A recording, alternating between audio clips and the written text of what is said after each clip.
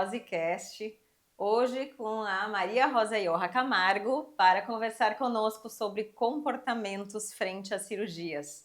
Maria, seja muito bem-vinda. Obrigada, Fernanda. É um prazer estar conversando contigo hoje Obrigada, imagina. E eu gostaria de saber da Maria como ela vê a influência das redes sociais frente às buscas por corpos perfeitos, por rostos perfeitos. O que tu tem a comentar com a gente sobre isso? Eu acredito que seja um desafio importante assim da nossa época, né? Tudo viraliza muito rápido, a gente tem acesso a intensa informação, né? O consumo das redes sociais ele é muito intenso, né? Trazendo um dado, a média do brasileiro são 6, 7 horas diárias numa rede social. Então, pensa que nós temos que dormir, temos que trabalhar nesse meio tempo. Então, realmente a gente realmente fica muito envolvido nos assuntos de redes sociais. E a questão de comparar-se fica inerente, né? Porque a gente está consumindo um conteúdo, vendo pessoas, vendo rostos, com filtros muitas vezes irreais em relação ao que é na realidade, né? Então existem uma espécie de mascaramentos do que é realmente uma vida real quando se trata de rede social. E eu acho que isso confunde muitas pessoas.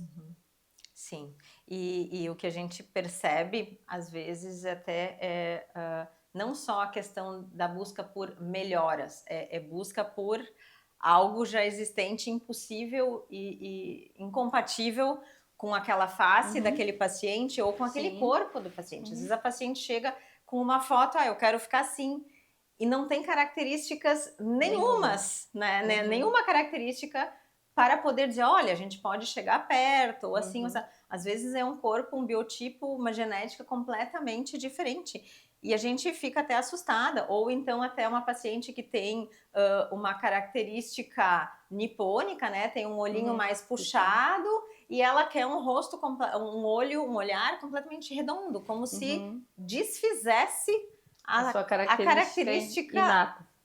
E daí, gente, isso é muito grave, é muito profundo, né? Tu querer alterar as tuas características genéticas, assim como o contrário também, né? Eu penso que a busca é por uma melhora de autoestima, sempre, né? O que a gente tem que conseguir entender se é uma busca legítima, né?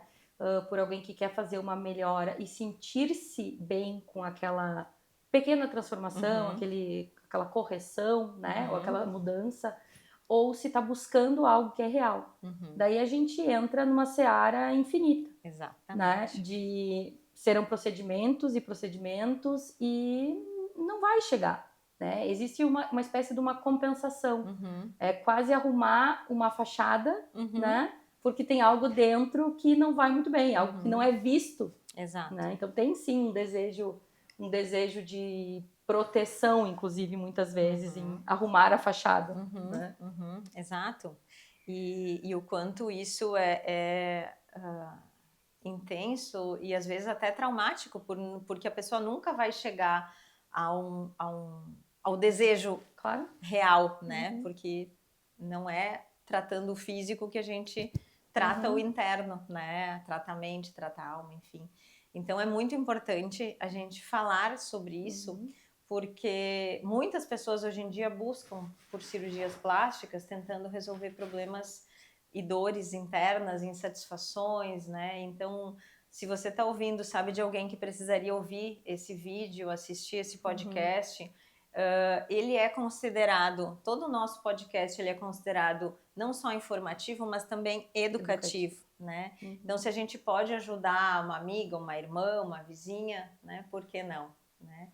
E assim também como vendo outras formas de benefício, né? O quanto a autoestima ela realmente é elevada a partir do momento em que a pessoa consegue fazer a tão desejada cirurgia, né? Seja uma cirurgia corporal, seja uma cirurgia facial. E é tão bonito ver esse despertar, né, da autoestima da paciente, que às vezes leva anos, né, construindo esse sonho, economizando para conseguir fazer a tão sonhada cirurgia. E é tão bonito ver depois quando a paciente está feliz, está com a autoestima elevada. Sim, eu acredito que esse seja o verdadeiro sentido, né, da cirurgia plástica, porque é um veículo fantástico, né? É um veículo realmente fantástico, mas precisa ter esse discernimento, se é algo em relação ao meu bem-estar, né? Se é algo em relação apenas ao olhar do outro, né? Se essa situação está alinhada, né? O nosso interior com o nosso exterior, é um veículo maravilhoso, a cirurgia plástica. Sim. Agora, se nós temos uma busca, como eu estava falando antes, né? Uma busca por preencher algo, resolver algo interno, só o autoconhecimento resolve, né? Só o autoconhecimento resolve. Mudar a estética não vai resolver. Exatamente. E temos situações, né, onde a maioria das nossas pacientes são mulheres e o que a gente percebe é que às vezes o discurso né, como se fala hoje em dia, a narrativa, essa palavra tá tão bonita, né, tá em moda, ela vem mesmo contra a vontade de toda a família, porque toda a família diz que não precisa, né, não precisa, daqui a pouco tu vai correr risco desnecessário, tu não precisa. Mas só quem tem alguma coisa e quer melhorar sabe o quanto aquilo incomoda, né? Que é uma situação que a gente já vai falar. E nós temos o outro cenário, que a pessoa vem porque o marido quis que ela viesse, né? Que partindo dela não precisaria, não seria necessário. Então ela vem já assim, já com uma baixa perspectiva, porque talvez não era o sonho dela, era do marido, enfim. Então eu queria que tu colocasse também essas duas situações aqui para expor também para as pessoas daqui a pouco, será que não é isso que está acontecendo comigo? Até para surgir como um alerta. Porque para fazer uma cirurgia, agora eu já estou entrando um pouquinho mais adiante, né? Para fazer uma cirurgia, eu sempre digo que a pessoa tem que estar muito segura da decisão que tomou, né? E fazer uma cirurgia não é como fazer um desenho, não gostei do desenho, amassa o papel, põe fora. Não é assim, né? Uma cirurgia é um assunto sério. Tanto a parte médica tem que ser tratada com seriedade, a parte fisioterapêutica do pós-operatório tem que ser tratada com seriedade também. É uma cirurgia, não é daqui a pouco um corte de cabelo, que o cabelo cresce de novo. Sim, e implica todo nisso que tu tá dizendo, uma responsabilidade, um cuidado, um pós, que não é demanda muito do paciente, né? Um pós-operatório de uma cirurgia de maior porte, realmente vai demandar muito um cuidado, um parar de trabalhar, existe uma programação necessária. Então é importante que o paciente esteja disposto a isso. Então, quando eu ouço, por exemplo, que alguém faria uma cirurgia em razão de um terceiro, né? Eu já acho complicado, vida, né? Então ali me parece que essa relação tem algo complexo, assim, né? Ou pelo menos a ser compreendido melhor. Sim. Porque demanda muito da pessoa, né? De quem vai todo um pré-operatório, todo um desgaste cirúrgico, inclusive um corpo, né? Que vai ser mobilizado de tamanha forma. E um pós, que precisa de uma organização que não é simples, né? Realmente não é nem um pouco simples. Não, nenhum pós é simples, ninguém sai Barbie do hospital, isso a gente sempre gosta de dizer. Até por isso é importante a consulta fisioterapêutica pré-operatória, a consulta médica pré-operatória, para a gente preparar até as emoções do paciente por tudo aquilo que ele vai enfrentar, porque vai ter momentos de decepção, porque ele vai estar de dor, né? Por que eu fui inventar isso, né? Mas a gente sabe que são fases. Depois vem a fase da alegria, né? De gratidão. Mas quando a pessoa vem por outro, como nós estávamos falando, né? Essas fases são muito mais agravadas. E elas se tornam muito mais pesadas. E pesa na relação. Mas com certeza. Pesa na relação posterior, né? Sim. Porque daqui a pouco vai culpar, né? Porque foi tu que quis, responsabilizar, eu não queria, né? E assim vai indo, né? Então, assim, que todas as pessoas que realmente querem fazer, que tenham essa consciência, né? Eu quero por mim, ou eu quero porque alguém me disse que eu precisava fazer, né? Isso é muito importante, ter esse autoconhecimento, essa consciência de si mesmo, né? E assim a gente vai evoluindo. Mas falando da parte boa agora, das cirurgias, né? O que tu tem percebido, assim, até de pessoas que tu conversa, ou de amigas, ou de alguém, daqui a pouco até pacientes que fizeram? Eu acredito que algum paciente teu já, né? Com certeza. E como nós estamos falando antes, ela é um veículo maravilhoso, né? Um procedimento.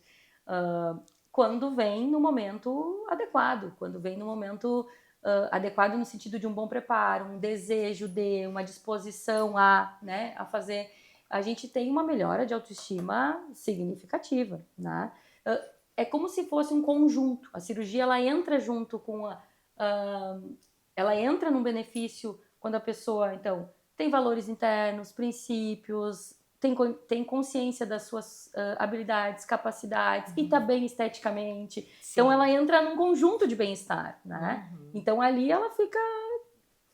Não tem outra palavra a não ser maravilhada com aquela condição, né? Ainda mais quando tudo sai conforme o esperado, né? Maria, tu sabe que eu já vi paciente que nunca fez atividade física na vida, era completamente sedentária e gostava de comer. Então tinha um sobrepeso um pouquinho, o cirurgião, lembro que pediu pelo menos para chegar num peso mínimo adequado para poder então operar, para também não dar aquela falsa impressão de que as pessoas têm de que a lipoaspiração emagrece. Não emagrece. Não é assim, né? Então, mas o que foi o legal? A virada de chave, tá? Essa paciente em especial que eu vou dar o relato agora, ela começou a fazer atividade física em função da autoestima que ela passou a ter, que nunca tinha, nunca teve. Ela passou a fazer o exercício físico depois da cirurgia. Porque ela dizia que já tinha tentado correr, já tinha tentado se exercitar, mas tudo chacoalhava. Ela tinha excesso de mama, ela tinha um pouquinho de peso extra. E ela se sentia muito mal por fazer qualquer atividade, principalmente aeróbica, por causa disso. E quando depois ela tirou o excesso de mama, tirou o excesso de pele do abdômen, ela já tinha tido 2 gestações, enfim, então tava com aquela pele flácida e tal. Quando o corpo tava recalcitrado, aí ela se sentiu tão bem que passou a fazer motivação, começou a fazer atividade física e nunca mais parou. Volta e meia mandava foto para mim, para a cirurgia dela, correndo em tal lugar, ou ela ia para a praia, corria na praia. Então a gente viu que assim, ó, isso foi um start. É um start, eu ia comentar exatamente isso. Eu acredito realmente nessa possibilidade, até porque com uma melhora de autoestima, a gente tem uma melhora, inclusive, de quadros, de condições psiquiátricas, diríamos assim, né? Tem até um estudo relativamente recente que avaliou mil mulheres, eram mulheres de cirurgias eletivas, e viu-se que 45% delas tinham diagnóstico ou estavam em tratamento para sintomas depressivos ou ansiosos. Olha só. Então, é um grupo muito grande, né, de pessoas. É um número significativo. É um número muito significativo, exatamente. Então, que a percepção de melhora, inclusive do quadro psiquiátrico, foi comprovado, foi visto, avaliado após a cirurgia. Então, isso mostrando o quanto o sentir-se bem, né, consigo, melhora, inclusive, uma condição psíquica. Claro. Né? Até porque tu passa a encarar problemas que no dia a dia tu, né, daqui a pouco iria ficar estressado e não ia saber resolver direito, ia estourar com todo mundo no trabalho, em casa. Daqui a pouco tu consegue ter uma outra perspectiva, porque tu tá bem. Sim. Né? Tu tá bem e tu encara diferente o problema. Não estou dizendo que cirurgia vai resolver quadros psiquiátricos. A gente sempre tem que voltar nessa fala, né? Cirurgia não resolve quadros psiquiátricos, muito pelo contrário. Começamos dizendo que pode ser só uma fachada, uma falsa resolução, que não é isso que nós buscamos. Exato. Nós buscamos um componente positivo para um grupo de transformações, um grupo de mudanças, assim. Exatamente. Mas isso eu vejo muito, sabe? A forma como a pessoa encara o problema, isso é em relação à sua autoestima, em relação a experiências que ela já passou, né? Todo um aprendizado de vida. E realmente, quando a gente tá bem, todo o problema parece que é um pouco menor do que se a gente não estivesse bem. Né? Que, na verdade, o momento de estresse, qualquer pessoa, no momento de estresse da sua vida, né? Que seja uma cirurgia também é um momento de estresse, né? A gente diminui um pouco as máscaras e as nossas qualidades ou defeitos, eles se sobrepõem e eles aparecem. Então, exatamente isso. Quando nós estamos bem, é isso que vai vir naquele momento de estresse, ou de desafio, ou de dificuldade. é o modo como a gente funciona. Porque as nossas defesas baixam quando a gente está mais fragilizado, né? Então, a gente vai encarar uma situação de acordo como a gente está internamente, né? Então, a estética em si, ela é uma linguagem, né? Uma linguagem simbólica, inclusive, né? De como a gente se vê e como os outros vão nos ver. E Maria, conta para nós qual a tua percepção como profissional em relação aos filtros, as imagens de corpos e rostos perfeitos, né, que a gente tem visto na internet, para às vezes, né, fomentar a ideia, parece que todo mundo tem que estar exatamente perfeito, todo mundo tem que estar o em dia, né, tem que estar e nem sempre a realidade é assim, né? Ou até a busca por corpos exatamente iguais àqueles que são vistos nas telas, mas às vezes o corpo que está observando não tem característica física nenhuma e semelhante àquela que está sendo vista. Né? A busca por aquilo que é inalcançável, irreal, é o que vai gerar maior sofrimento, né? E aquela busca incessante por novos procedimentos, novos profissionais, enfim.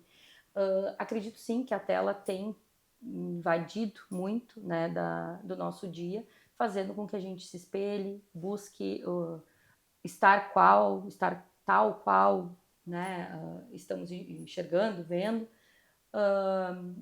E é muito complexo, porque se a gente não mantém um alerta ligado, a gente se deixa levar também por aquele pensamento, por aquele olhar, por aquele desejo de estar como aquilo que está sendo visto. Mas há necessidade dessa tomada de consciência que aquilo pode não ser real nem na vida daquela pessoa. Porque tem esse filtro, essa possibilidade de filtro, de fazer aquele recorte do que é positivo na vida do outro, que é o que a pessoa vai estar postando. Então, para as pessoas que estão mais fragilizadas, e daí nós entramos, que estão mais adoecidas, inclusive, do seu funcionamento, isso vai se tornar mais danoso, né? A busca, ela acaba sendo... A comparação, a busca, ela acaba sendo uma influência negativa, né, para a pessoa. Mas quanto mais saudável a pessoa estiver no seu funcionamento, e daí isso entra autoestima, autoconhecimento, menos influência esse olhar do outro vai ter sobre ela. Sabe que esses dias até a Paty Pontaut, que foi que eu gravei o podcast em março, no mês da mulher, em relação também a comportamento feminino, ela estava falando também de uma forma um pouquinho diferente da frustração que gera tu sempre olhar corpos bonitos, e daí eu lembro que teve um dia que ela parou na frente da sala e disse: vocês acham que eu vou me parar de qualquer jeito? Eu vou parar no meu melhor ângulo, eu vou botar a minha melhor peça, né? Mas ela mostrou ao vivo não, ela fez uma gravação e simulou o melhor ângulo para a pessoa ver, e às vezes como não seria um bom ângulo, para ver que realmente tem, né, como moldar aquela cena, né? Isso. Não quer dizer que aquela pessoa ela é extremamente, né, barriga esticada o tempo inteiro. Cara, qualquer pessoa que vai sentar vai fazer uma dobrinha, por mais que esteja perfeita e sem excessos de pele, sobrando, sem flacidez na vida, ela vai sentar, vai dar uma dobrinha. E se não acontecer assim, ela não consegue se movimentar. E até isso, às vezes, a gente tem que explicar para o paciente, né? Até numa abdominoplastia, quando tu vai tirar um excesso de pele, não pode ser retirado tanto a ponto da pessoa não conseguir se mexer. Mobilidade, não conseguir ter mobilidade. Então, claro. Assim, é óbvio que se tu vai sentar, alguma dobrinha vai fazer, né? Mas daí eu acredito que entre, Fernanda, de novo, num funcionamento mais adoecido, né? No sentido de que o valor que a pessoa dá para si está pautado nesse aspecto estético. A estética é uma linguagem simbólica. Então, aquilo que o outro vê de mim não necessariamente é o que eu sou. É o que ele está vendo de mim, né? Só que se nós não temos consciência disso, se nossos princípios, se os nossos valores, se o nosso autoconhecimento não é alinhado com o externo, a gente fica à mercê daquilo que o outro está vendo, né? Então eu tenho uma busca incessante por organizar algo que o outro vai avaliar, que o outro vai julgar, que o outro vai comentar, né? E na verdade isso não representa o que eu sou. Então o valor da pessoa não está naquilo que ela se mostra esteticamente, embora seja uma linguagem. Uma pessoa que não está cuidada, que não se cuida, né? Que, enfim, que não tem E eu não tô falando nenhum extremo do cuidado, tô dizendo um cuidado digno, né? Vai passar uma imagem simbólica, né? De desleixo, de descuido. Então, a gente tem que cuidar um pouquinho isso em relação à valorização da pessoa, né? E isso eu acho que é um exercício nosso, não é um exercício do outro, né? É um exercício interno, de o meu valor não está pautado naquilo que o outro vê de mim, né? Então, eu tenho que estar bem por mim, para mim, e pelo meu desejo. E não pelo desejo, olhar, vontade do outro. Exatamente. Gente, assim, ó, palavras preciosas. Ouçam, encaminhem esse corte para todo mundo que precisa ouvir isso, porque é muito importante. Sempre tem que ouvir o seu eu interno, né? O que eu quero, o que para mim vai fazer bem, né? Eu realmente me importo, às vezes, com essas palavras que falam, mas... Porque teve uma época que eu lembro que mesmo uma pessoa com mamas consideradas ótimas para o biotipo, eu lembro de terem mulheres vindo aqui e dizendo, não, eu quero aumentar porque tá todo mundo com mama tão grande. Sim. Eu disse, mas tu tem certeza? Tuas mamas são tão bonitas, tão proporcionais ao seu corpo. Veja bem, eu lembro que eu até media, né, a caixa torácica, o tamanho do diâmetro da mama e tal. Tá tudo tão proporcional, tá tudo tão bonito. Tu tem certeza que tu quer? Sim, mas é que agora tá todo mundo com mama grande. A minha não é grande. Sim, a tua não é grande. Ela é ideal, proporcional, ela é ok para você. Mas é uma decisão tua, né? Então, assim, até que ponto as pessoas são influenciadas por moda? Ou então, há um tempo atrás, estava assim, e agora então tá todo mundo tirando silicone porque a moda fica... Gente, para corpo não tem moda, pelo amor de Deus. Pode ter moda de cor de esmalte, de corte de cabelo, mas para você alterar o seu corpo, não pode ter moda, gente. Não pode ter moda. E voltando, Fernanda, no que tu disseste antes em relação à vida transformadas no consultório, eu acho que eu pulei essa resposta. Eu observo isso, assim, e principalmente com mulheres de meia idade, vamos lá, nossa casa dos 40 anos, no sentido de pós-gestação, né? Mamas muito caídas, inclusive assim, com dor na mama, né? Não querer, não a questão da atividade física, mas assim, não querer se expor numa piscina, não querer se expor no mar, né? Por imperfeições assim do corpo, causadas pelo tempo, causadas por gestação, né? Situações que são da vida, que são mudança do corpo esperado para a faixa etária, né? E sim, autoestimas reorganizadas, reformadas, reformuladas pela cirurgia plástica. Isso realmente é visto e notável. Sim, e às vezes até situações esperadas quando, que nem assim, eu vou dar um exemplo agora. Na primeira gestação o corpo voltou ok ao normal, que bom. Aí espera que a mesma coisa às vezes aconteça na segunda gestação. E nem sempre é assim. E tu imagina na terceira gestação. Nossa Senhora! Aí eu preferi ficar só na imaginação, né? Porque eu parei na segunda. Mas eu fui. Até motivo, né, que às vezes a gente tem que também se repaginar, né? Exatamente. Isso então, então, assim, ó, até essa expectativa, né, que às vezes as pessoas têm de que, meu corpo voltou a estaca zero pós a primeira gestação. Mas nem sempre isso vai acontecer na segunda, na terceira, na quarta, enfim. Então, porque a gente também vai envelhecendo. Metabolismo, né? É outro, musculatura é outra, força de musculatura. Isso aí, né? Um abdômen que já distendeu numa primeira vez, na segunda vai ser bem diferente, né? Já geralmente se tem diástase a partir da segunda, pelo menos quando não acontece na primeira gestação. Certamente a partir da segunda, né, vai ter, principalmente se é gestação gemelar, né, ou enfim, dependendo da idade, hoje em dia, né, claro que não é realidade de todo o Brasil, mas quem tem uma gravidez consciente, pelo que a gente vem percebendo, não é mais aos 20 e poucos, né? Tardia, é uma gestação mais tardia, tu já não é mais tão nova, né? O metabolismo para o retorno já não é mais o mesmo. Então, realmente, o corpo sofre um pouquinho mais, né? Então, muitas vezes, a cirurgia é o reparo, né? Então, que bom que a gente tem como reparar, né? Voltar ao corpo que tinha antes das gestações. Isso é tão bom. tem solução e a gente gosta de participar desses processos, né? Conversar com os pacientes antes, durante. E sim, o humor, ele oscila muito, né, Maria? Fala um pouquinho dessa alteração do humor no antes, no durante e no depois, né? Antes a expectativa, a euforia. Antes é uma expectativa, é uma euforia, exatamente.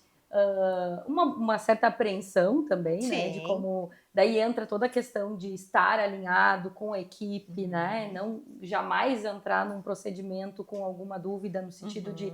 Uma dúvida no sentido de confiança em relação à equipe que está assistindo, né? O paciente.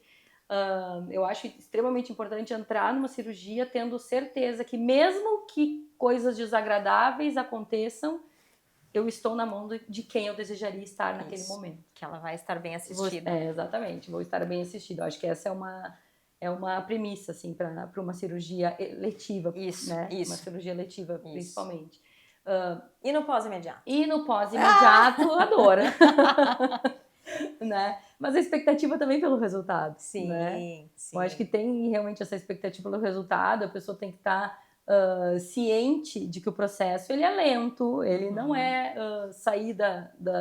não é saído de uma maca cirúrgica para uma vida normal, né? Tem todo um processo de organização, e realmente, não que seja uma dor insuportável, né? Bastante. Mas na verdade, eu acho que é uma limitação, né? E não necessariamente dói por limitação, não tanto por dor, porque se a pessoa ficar paradinha, tá tudo certo, não dói, né?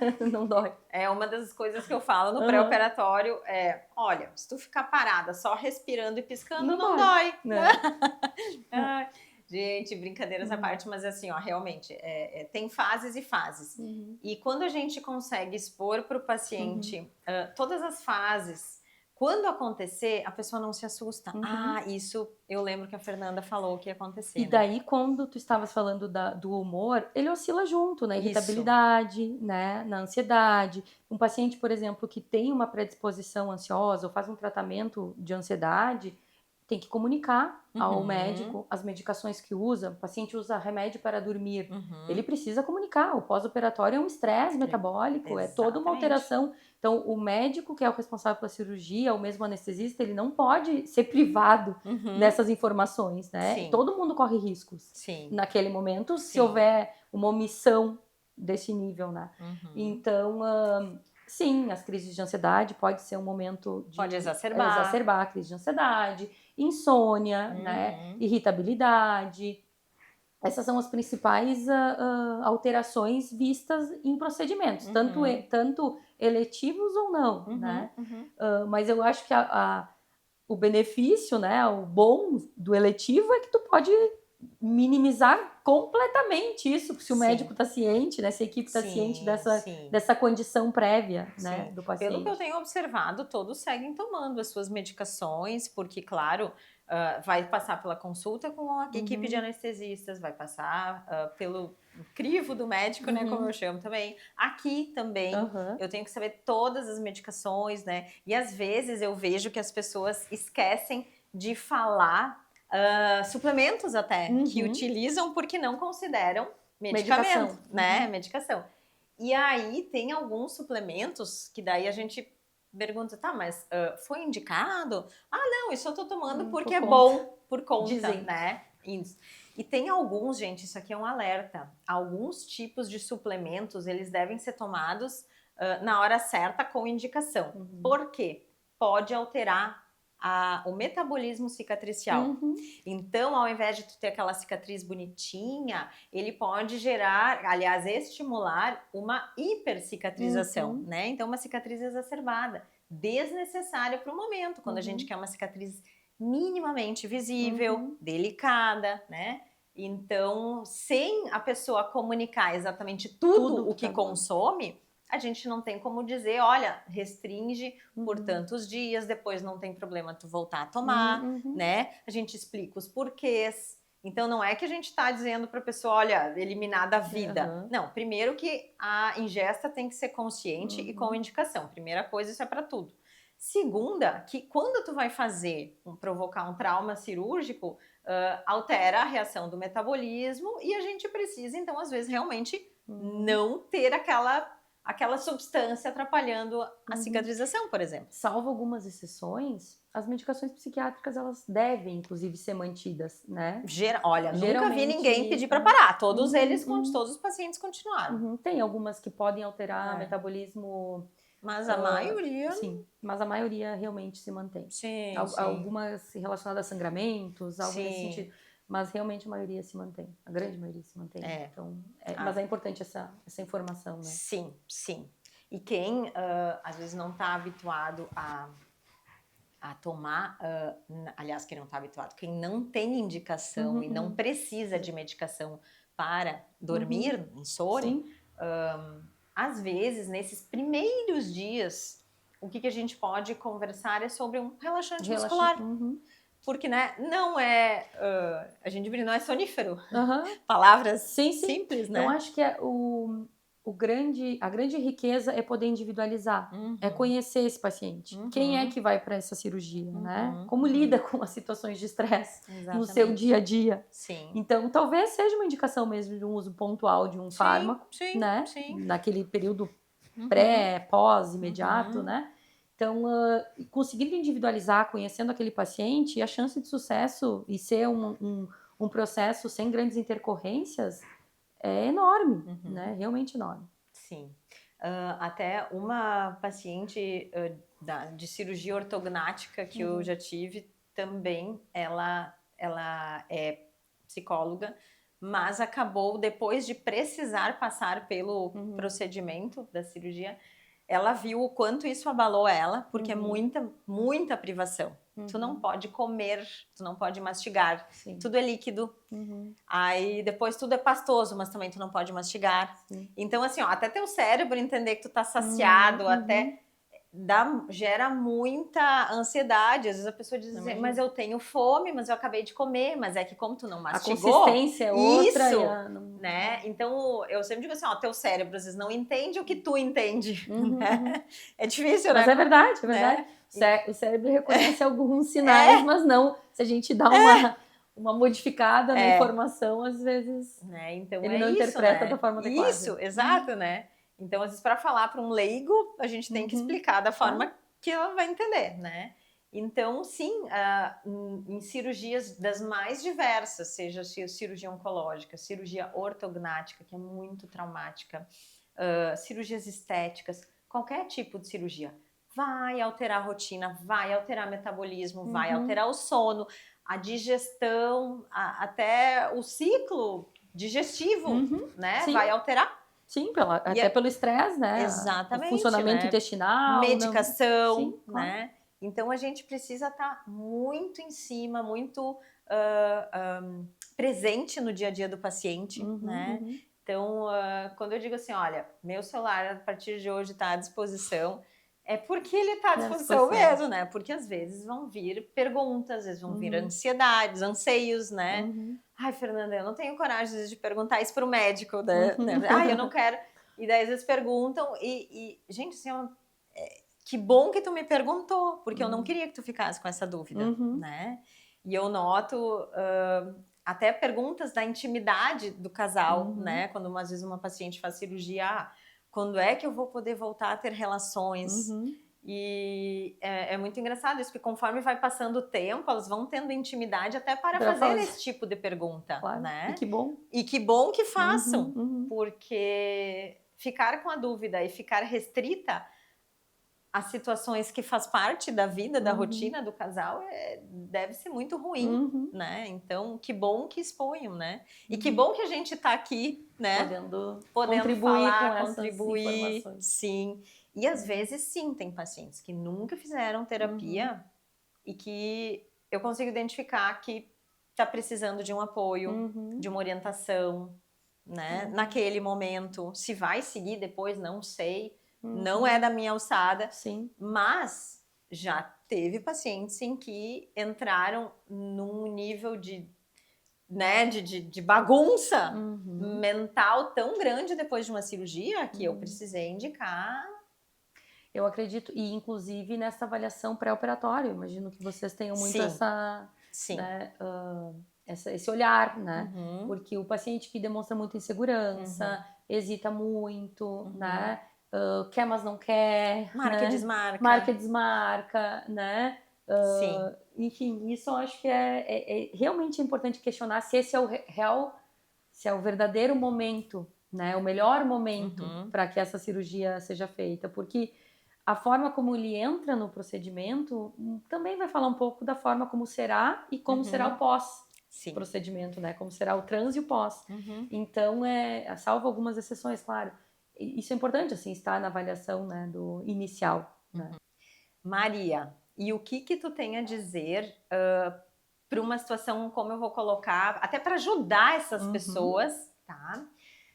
Em que sempre foram contra a cirurgia plástica ou sempre julgaram a cirurgia plástica como supérflua, banal e coisas do tipo, e chegaram em determinado momento da vida em que se enxergam precisando de uma cirurgia plástica. E aí começa um conflito interno, porque ela vai contra aquilo que ela combateu a vida inteira, né? E desdenhou a vida inteira, que era fazer um procedimento estético. O que tu diz para uma pessoa que está passando por isso? Enfim, eu acho, se ela está disposta a conhecer mais sobre o procedimento, ver qual seria as reais benefícios, né, os reais benefícios que ela teria com o procedimento, que vai e se intere, né? A gente muda, a gente evolui, a gente pode ter refutado algo no passado ou desejado algo no passado e não ser mais adequado hoje, ou ter refutado algo no passado e desejar isso hoje. Eu acho que isso faz parte da nossa evolução, inclusive, né? Então, nós ficamos muitas vezes preocupados com o julgamento externo, né? Mas eu falei a vida inteira que eu não faria isso e agora eu estou desejosa. A gente muda, tá tudo certo em relação a isso, né? Mas a grande questão é poder olhar para aquilo que eu preciso. A cirurgia não é para todo mundo. Realmente não acho que a cirurgia ela é para todas as pessoas se resolveriam as suas questões estéticas ou internas com cirurgia. Não vai ser dessa forma. Mas ela é uma ferramenta. Ela é uma ferramenta muito interessante, muito boa, um veículo de bem-estar e autoestima para quem está alinhada com esse propósito. Né? Exatamente. A cirurgia plástica, ela não salva a vida da pessoa, não salva casamento, ela não salva relações, mas ela é um momento muito lindo de amor próprio, de autoestima, quando a pessoa entende e não julga, né? Eu tô precisando, vou atrás disso, sem julgamentos, sem preconceitos. É tão bonito quando a pessoa aceita como ela é ou quando ela aceita que ela precisa de uma melhoria. O que pode, né? O que pode melhorar. Pode melhorar, exatamente. E assim, de acordo com a sua faixa etária, a sua condição clínica, né? Entrando um pouco no que tu disse anteriormente, assim, fugindo de padrões, de buscas estéticas, né? Ou de antecipar. A idade vai chegar para todo mundo. Só não chega para quem vai embora antes. Né? Isso aí. Então, a idade é algo natural. A gente precisa compreender que o corpo envelhece, que a gente muda internamente também, os nossos valores vão se refinando, as nossas buscas vão se reorganizando e a cirurgia ela pode entrar em algum momento. Às vezes por algo que sempre incomodou, vamos pensar assim, uma cirurgia estética de nariz, né? Uma criança, um adolescente que sempre se incomodou com isso, sofria bullying. A cirurgia ela pode ser uma solução para aquela situação, né? Ou mais tarde, pós-gestação, eu acho que ela tem como ser uma ferramenta de bem-estar em várias etapas da vida para propósitos diferentes e, enfim, e ser benéfica. Sabe que um mês passado eu tive, um pouquinho mais na verdade, uns 3 meses atrás, eu tive uma paciente que ela disse que desde que ela teve as filhas, ela sempre pensou em fazer abdominoplastia, mas sempre ouvia aquela, não precisa, tu é magrinha, tu é magrinha. Só que ela disse, eu nunca tive coragem de usar um biquíni, eu só usava maiô, porque eu não gostava da minha barriga, eu não me sentia bem com ela, não me sentia à vontade nem com o meu marido, às vezes porque eu não gostava daquela pele amontoada, daquelas pelancas, vamos falar essas palavras. E com 63 anos de idade, ela teve coragem, segundo ela, foi essa palavra que ela usou, de fazer a tão sonhada cirurgia, porque ela disse assim, ó, eu cansei de ouvir do meu marido, tu tá bem, tu não precisa. Eu cansei de ouvir, eu disse pra ele, agora chega. Eu quero estar bem. Eu quero estar bem. E eu lembro que ela conversou com o cirurgião e perguntou pra ele, será que realmente vale a pena a essa altura da vida fazer? Diz que ele parou tudo que estava fazendo. Eu ia ter parado tudo também, né? É óbvio, tu tá viva agora, tu tá bem de saúde agora. Se tu estivesse com uma cardiopatia, alguma coisa que te impedisse de fazer um procedimento cirúrgico, eu não te deixaria fazer.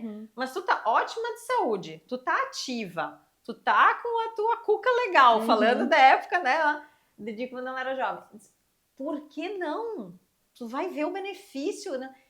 E ela disse realmente assim, ó, depois que parece que eu tomei as rédeas da minha própria vida, porque ela disse que a vida inteira cuidando de filho, daí cuidando, né, da casa, daí do trabalho, não sei, ela nunca tinha parado e realmente olhado para ela. E quando ela se libertou disso e disse, não, agora eu quero fazer e eu vou fazer, independente de acharem que vale a pena ou não, ela assim, ó, é lindo de ver. Ela disse que ela se sente hoje mais alegre, mais viva, mais jovem do que há anos atrás, o que ela realmente com mais tinha. Vitalidade. Exatamente, é essa palavra que ela usou, vitalidade. Então, a vitalidade que essas cirurgias, né, proporcionam... Tem o potencial de proporcionar, né? Imensurável, é lindo de se ver.